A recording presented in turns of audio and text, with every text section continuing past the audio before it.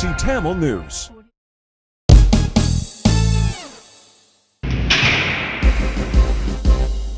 TBC News Highlights.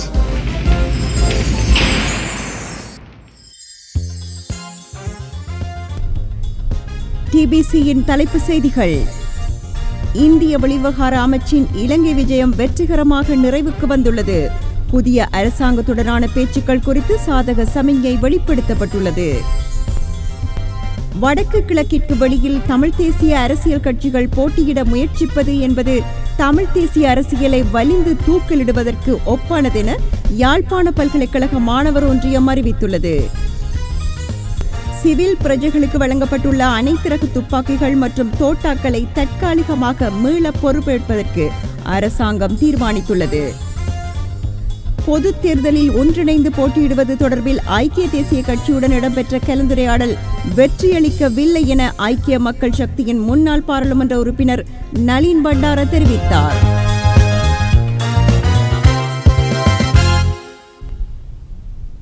வணக்கம்.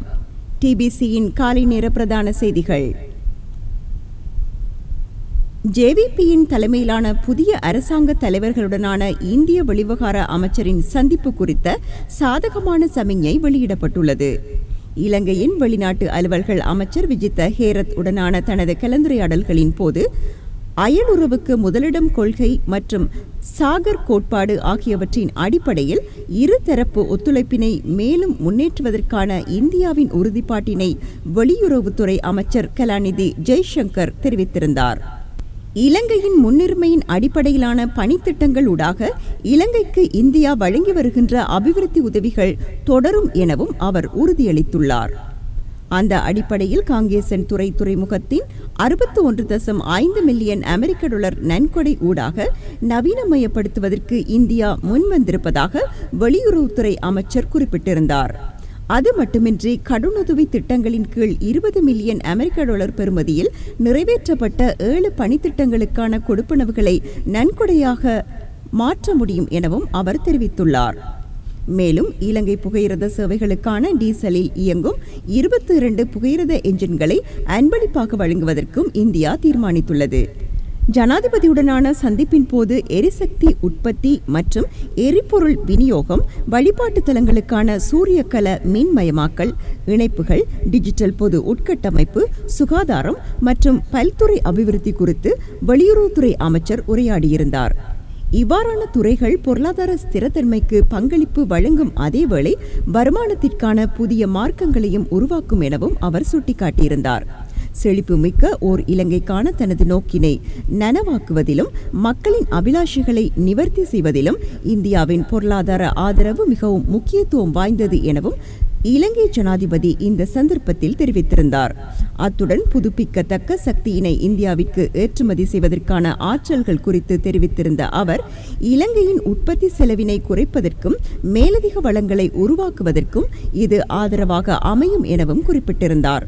மேலும் இந்திய சுற்றுலா பயணிகளின் பங்களிப்பு தொடர்பாகவும் ஜனாதிபதி குறிப்பிட்டதுடன் இந்த துறையானது மேலும் வளர்வதற்கான சாத்தியங்களை கொண்டிருப்பதனையும் ஏற்றுக்கொண்டுள்ளார். அதேபோல வெளியுறவுத்துறை அமைச்சர் தலைமைத்துவத்துடன் மேற்கொண்ட உரையாடல்களின் போது இந்திய முதலீடுகளுக்கான வசதிகளை ஏற்படுத்தி கொடுத்தல், இலங்கையில் வேலைவாய்ப்புகளை உருவாக்குதல் மற்றும் இந்திய சுற்றுலா பயணிகளின் வருகையினை அதிகரித்தல் உள்ளிட்ட விடயங்கள் தொடர்பாக கவனம் செலுத்தப்பட்டிருந்தது. இலங்கையின் ஆளுமை விருத்தி தேவைகள் மற்றும் பயிற்சிகள் போன்றவற்றினை நிவர்த்தி செய்வதற்கும் இந்திய அரசாங்கம் தயாராக இருப்பதாக பிரதமர் ஹரிணி அமரசூரியவுடனான சந்திப்பில் வெளியுறவுத்துறை அமைச்சர் சுட்டிக்காட்டியிருந்தார். அத்துடன் டிஜிட்டல் பொது உட்கட்டமைப்பின் மூலமாக நலன்கள் குறித்தும் அவர்களது சந்திப்பில் கவனம் செலுத்தப்பட்டிருந்தது. கடன் மறுசீரமைப்பு முயற்சிகள் தொடர்பில் கூறியிருந்த வெளியுறவுத்துறை அமைச்சர் ஆரம்பம் முதலே இலங்கையின் பொருளாதார ஸ்திரத்தன்மை மற்றும் மீட்சிக்காக இந்தியா ஆதரவு அளித்து வருவதாகவும் நினைவூட்டியிருந்தார்.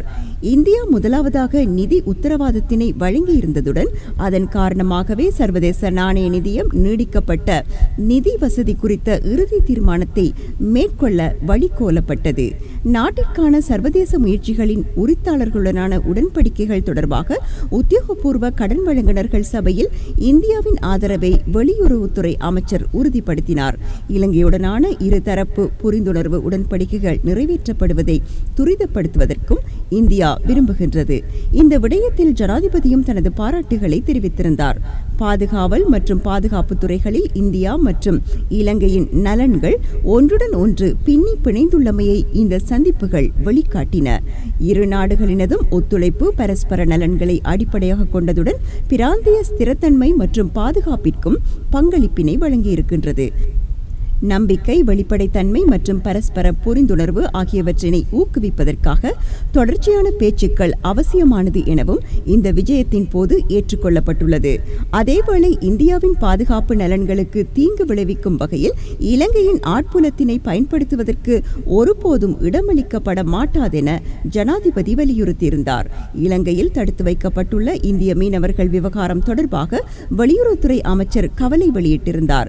இந்திய மீனவர்களையும் அவர்களது படகுகளையும் விரைவில் விடுதலை செய்யப்பட வேண்டும் எனவும் அவர்கள் மீதான கடுமையான அபராதம் குறித்தும் மறுபரிசீலனை செய்யப்பட வேண்டும் எனவும் அவர் வலியுறுத்தியிருந்தார். வாழ்வாதாரத்துடன் தொடர்புடைய விவகாரங்கள் குறித்த மனிதாபிமான அடிப்படையிலான அணுகுமுறையானது இந்த விவகாரத்தை தீர்த்து வைப்பதற்கான ஒரு நிலையான அடித்தளத்தை உருவாக்கும். மீன்பிடித்துறை மற்றும் மீனவர் சங்கங்கள் குறித்த கூட்டுப்பணி குழு கூட்டம் உரிய காலத்தில் நடத்தப்படும். மேலும் 50 இந்திய மீனவர்கள் இன்றைய தினம் விடுதலை செய்யப்பட்டமையை வெளியுறவுத்துறை அமைச்சர் பாராட்டியிருந்தார். இனப்பிரச்சினை சார்ந்த விவகாரங்கள் மற்றும் நல்லிணக்க செயற்பாடுகள் தொடர்பில் இலங்கையின் ஒற்றுமை, ஆட்புல ஒருமைப்பாடு மற்றும் இறையாண்மையை பேணுகின்ற அதேவேளை தமிழ் மக்கள் உள்ளிட்ட சகல சமூகங்களினதும் சமத்துவம், நீதி, கௌரவம், சமாதானம் ஆகியவற்றுக்கான அபிலாஷைகளுக்கான இந்தியாவின் ஆதரவை வெளியுறவுத்துறை அமைச்சர் மீள வலியுறுத்தியிருந்தார். இந்த இலக்கை எட்டுவதற்கு இலங்கையின் அரசியலமைப்பின் 13வது திருத்தத்தினை முழுமையாகவும் வினைத்திறன் மிக்க வகையிலும் அமுல்படுத்துதல் மற்றும் மாகாண சபைகளுக்கான தேர்தல்களை முன்கூட்டியே நடத்துதல் ஆகியவை வழி சமைக்கும். பரஸ்பரம் பொருத்தமான ஒரு திகதியில் இந்தியாவிற்கு விஜயம் மேற்கொள்ளுமாறு பிரதமர் நரேந்திர மோடி சார்பாக வெளியுறவுத்துறை அமைச்சரால் ஜனாதிபதி அனுரகுமார திசாநாயக்கவிற்கு அழைப்பு விடுக்கப்பட்டிருந்தது. அத்துடன் முன்னாள் ஜனாதிபதி ரணில் விக்ரமசிங்க மற்றும் ஐக்கிய மக்கள் சக்தி கட்சி தலைவர் சஜித் பிரேமதாச ஆகியோரையும் வெளியுறவுத்துறை அமைச்சர் ஜெய்சங்கர் சந்தித்திருந்தார்.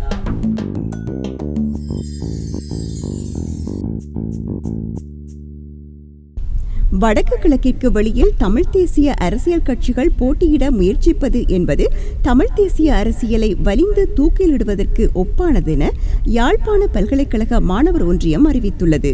இதுபோன்ற நகர்வுகள் தமிழ் தேசிய இறைமை அரசியலை அடையாள அரசியலிற்குள் சுருக்கும் முயற்சிகளாகும் என்பதை பதிவு செய்ய கடமைப்பட்டுள்ளோம் என்றும் அந்த ஒன்றியம் குறிப்பிட்டுள்ளது. அத்துடன் தமிழ் மக்கள் கடந்த 15 ஆண்டுகளாக அரசியல் மயப்படுத்தப்பட்டமையும் தேசமாய் அணி திரட்டப்பட்டமையுமே அனைத்து தளங்களிலும் பலவீனப்படுத்தப்பட்ட மக்களாய் போக காரணம். தமிழ் மக்களின் அரசியல் தனியே அடையாளத்திற்கானது அல்ல, அது இறைமைக்கானது. தமிழ் தேசியம் என்பது வாழ்க்கை முறை. அதனை தேர்தல் கால வெற்று கோஷமாக மாற்றியமைத்தது சிங்கள பௌத்த நிகழ்ச்சி நிரலுக்கு துணை போன தமிழ் அரசியல் கட்சிகளே.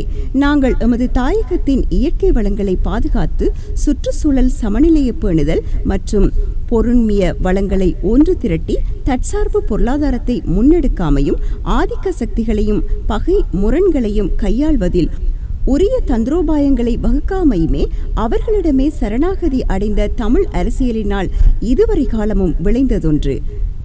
அதனால் முற்போக்கு அம்சங்களை கொண்ட புதிய மாறுதல்களுக்கு தமிழ் தேசிய அரசியல் தயாராக வேண்டிய தவிர்க்க முடியாத நிர்பந்தம் ஏற்பட்டுள்ளது.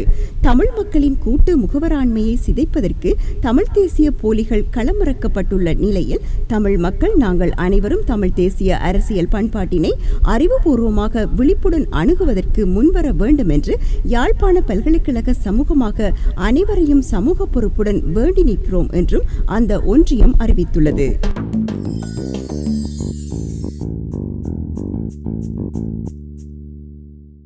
உயிர் பாதுகாப்பிற்காக சிவில் பிரஜைகளுக்கு வழங்கப்பட்டுள்ள அனைத்து ரக துப்பாக்கிகள் மற்றும் தோட்டாக்களை தற்காலிகமாக மீள பொறுப்பேற்பதற்கு அரசாங்கம் தீர்மானித்துள்ளது. மீளாய்வின் பின்னர் மீள வழங்குவது தொடர்பிலான பரிசீலனைக்குட்படுத்தப்பட்டு இந்த நடவடிக்கை எடுக்கப்பட்டுள்ளதாக பாதுகாப்பு அமைச்சு அறிவித்துள்ளது. துப்பாக்கிகள் அவற்றுக்காக வழங்கப்பட்டுள்ள தோட்டாக்களை எதிர்வரும் நவம்பர் 7ஆம் திகதிக்கு முன்னர் இலங்கை கடற்படையின் வெலிசரை வணிக வெடிப்பொருட்கள் களஞ்சிய சாலையில் ஒப்படைக்குமாறு அனுமதி பத்திரம் வழங்கப்பட்டுள்ள அனைவருக்கும் அறிவிக்கப்பட்டுள்ளதாக பாதுகாப்பு அமைச்சு தெரிவித்துள்ளது. துப்பாக்கிகள் மற்றும் தோட்டாக்களை ஒப்படைத்ததன் பின்னர் விநியோகிக்கப்படும் பற்று சீட்டின் பிரதியை பாதுகாப்பு அமைச்சின் பிரதான நுழைவாயிலுக்கு அருகே ஸ்தாபிக்கப்பட்டுள்ள சிவில் பாதுகாப்பு மற்றும் அபிவிருத்தி பிரிவின் ஆவணங்களை பொறுப்பேற்கும் கருமப்பிடத்தில் ஒப்படைக்க வேண்டும் என அறிவிக்கப்பட்டுள்ளது. குறித்த தினத்திற்கு முன்னதாக துப்பாக்கிகளை மீள கையளிக்க தவறினால் துப்பாக்கிகள் கட்டளை சட்டத்தின் கீழ் சட்ட நடவடிக்கை எடுப்பதற்கு நேரிடும் எனவும் பாதுகாப்பு அமைச்சு தெரிவித்துள்ளது.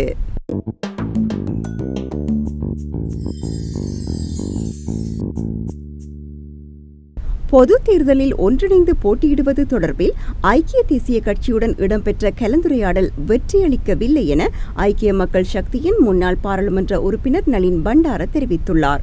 ஐக்கிய தேசிய கட்சியுடன் இடம்பெற்ற கலந்துரையாடல் முன்னேற்றகரமானதாக அமையவில்லை. நாம் ஐக்கிய தேசிய கட்சியுடன் மாத்திரமே ஒன்றிணைவதற்கு முடிவு செய்திருந்தோம். எனினும் ஐக்கிய தேசிய கட்சி கூட்டணியுடன் இணைவதற்கு எவ்வித இணக்கப்பாட்டையும் வெளிப்படுத்தியிருக்கவில்லை. அதே நேரம் ஐக்கிய தேசிய கட்சியின் தலைவர் பதவியில் மாற்றம் ஏற்படுத்த வேண்டும் என்ற கோரிக்கையினையும் முன்வைத்திருந்தோம். நாம் முன்வைத்த கோரிக்கைகள் தொடர்பில் இரு தரப்பினருக்கும் இடையில் எவ்வித இணக்கப்பாடும் ஏற்படவில்லை எனவும் அவர் குறிப்பிட்டுள்ளார்.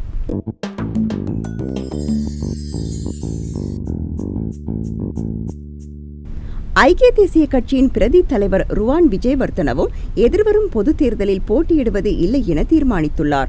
இது தொடர்பில் அவரால் வெளியிடப்பட்ட அறிக்கையில் தெரிவிக்கப்பட்டுள்ளதாவது: ஐக்கிய மக்கள் சக்தி மற்றும் ஐக்கிய தேசிய கட்சியை ஒன்றிணைப்பது தொடர்பில் பல தடவைகள் நீண்ட நேரம் கலந்துரையாடினோம்.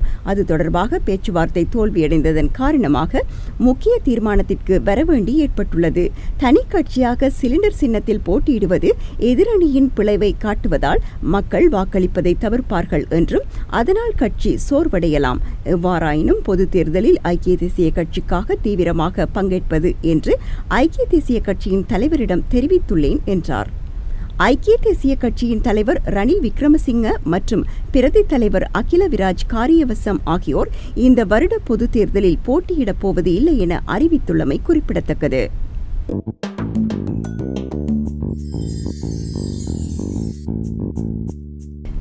ஸ்ரீலங்கா சுதந்திர கட்சியின் 40 தொகுதி அமைப்பாளர்களை இந்த முறை பொது தேர்தலில் களம் இறக்குவதற்கு தீர்மானித்துள்ளதாக கட்சியின் பிரசார செயலாளர் திசர குணசிங்க தெரிவித்துள்ளார். இவ்வாறாயினும் எதிர்வரும் பொது தேர்தலில் ஜனாதிபதி அனுரகுமார திசாநாயக்கவின் தேசிய மக்கள் சக்திக்கு ஆதரவளிக்க ஸ்ரீலங்கா சுதந்திர கட்சியின் தொகுதி அமைப்பாளர்கள் சிலர் தீர்மானித்துள்ளதாக கட்சியின் உபதவிசாளர் சட்டத்தரணி கீர்த்தி உடவத்த கூறியுள்ளார். ஜனாதிபதி தேர்தலின் போது ஏற்படுத்திக் கொள்ளப்பட்ட இணக்கப்பாட்டிற்கு அமைய ஸ்ரீலங்கா பொதுஜன பெரமுனவுடன் இணைந்து தேர்தலில் போட்டியிட உள்ளதாக ஸ்ரீலங்கா சுதந்திர கட்சியின் பிரசார செயலாளர் திசர குணசிங்க குறிப்பிட்டுள்ளார். ஸ்ரீலங்கா சுதந்திர கட்சியில் ஒவ்வொரு மாவட்டத்திலும் 2 பேர் இம்முறை தேர்தலில் போட்டியிட உள்ளதாகவும் இளம் சமுதாயத்தின் பிரதிநிதித்துவத்திற்கு முன்னுரிமை அளித்து அதற்கான பட்டியல் தயாரிக்கப்பட்டுள்ளதாகவும் அவர் கூறியுள்ளார்.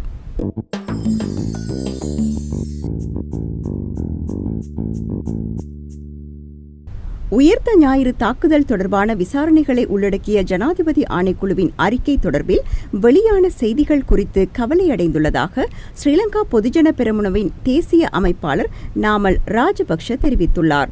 தனது உத்தியோகபூர்வ எக்ஸ் கணக்கில் குறிப்பொன்றை இட்டு நாமல் ராஜபக்ஷ இதனை தெரிவித்துள்ளார். உயிர்த்த ஞாயிறு தாக்குதல் தொடர்பிலான ஜனாதிபதி ஆணைக்குழுவின் அறிக்கை காணாமல் போயுள்ளதாக வெளியான செய்திகள் உண்மை என்றால் அரசாங்கம் உடனடியாக விசாரணைகளை மேற்கொண்டு அதனை கண்டறிந்து பொதுமக்களுக்கு வெளியிட வேண்டும் எனவும் அவர் அந்த குறிப்பில் வலியுறுத்தியுள்ளார்.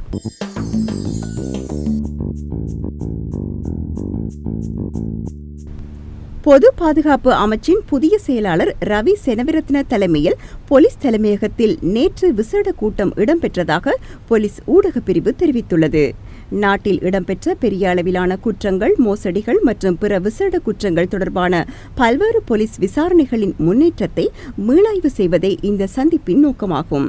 பதில் போலீஸ் மா அதிபர் பிரியந்த வீரசூரிய, சிரேஷ்ட போலீஸ் அதிகாரிகள் குழு மற்றும் குற்றப்புலனாய்வு திணைக்களத்தின் சிரேஷ்ட பிரதிநிதிகள் குழுவும் இந்த கலந்துரையாடலில் இணைந்துள்ளதாக போலீசார் தெரிவித்துள்ளனர்.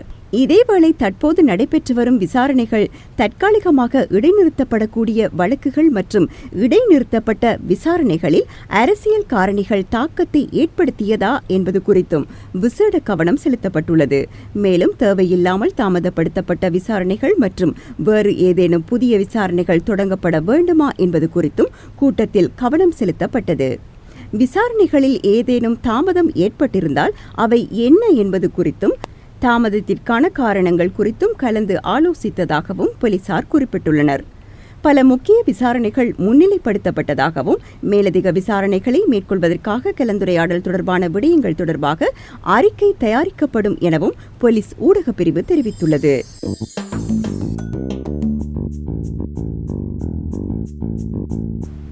வன்னி மாவட்டத்தில் பாராளுமன்ற தேர்தலுக்கான முதலாவது வேட்புமனுவினை பத்திரமுள்ள சீலரத்ன தேரர் தாக்கல் செய்துள்ளார்.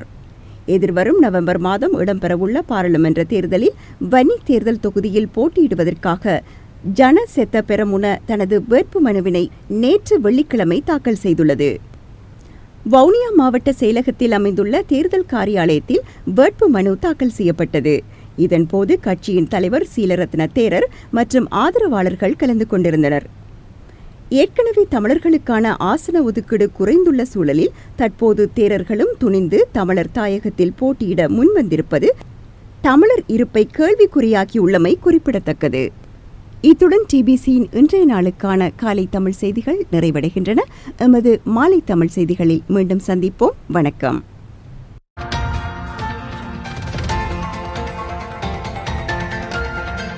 TBC Tamil News.